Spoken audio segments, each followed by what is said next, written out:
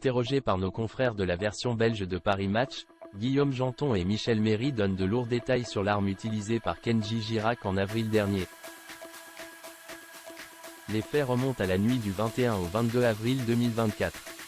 Kenji Girac est hospitalisé en urgence pour y être opéré après avoir été blessé par une balle au thorax. Si dans un premier temps, le chanteur avait indiqué avoir été victime d'un accident, il avouera plus tard avoir fait du chantage au suicide, suite à une dispute avec sa compagne Soraya Miranda. L'artiste avait aussi confié avoir acheté l'arme en question la veille dans une brocante. Là encore, cette version avait été réfutée notamment par l'organisateur de la brocante, qui avait précisé ne pas avoir autorisé la vente d'armes à feu. Kenji Girac a utilisé un pistolet automatique. Nos confrères de ParisMatch.be reviennent alors sur ce pistolet. Michel Méry, journaliste spécialisé dans les faits divers, en dit plus sur l'arme utilisée par Kenji Girac. Ce n'est pas un fusil, c'est une arme de poing, un pistolet automatique. C'est ce qu'on appelle vulgairement un 11,43, c'est une arme militaire américaine qui a été créée en 1911 pour faire la guerre, indique le spécialiste.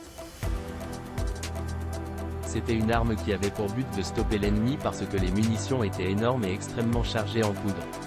Et en réalité, Kenji Girac aurait possédé cette arme depuis un bout de temps, comme le précise Guillaume Janton. Le chanteur aurait possédé l'arme depuis longtemps.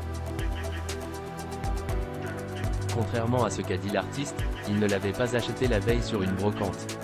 Il savait que posséder ce genre d'arme pose question. Ce n'est pas une arme qu'on possède comme ça par plaisir, confie-t-il.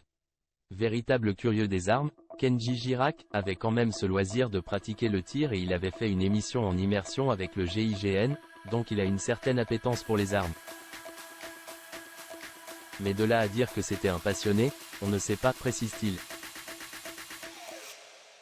Depuis, Kenji Girac va mieux et doit désormais se concentrer sur sa convalescence.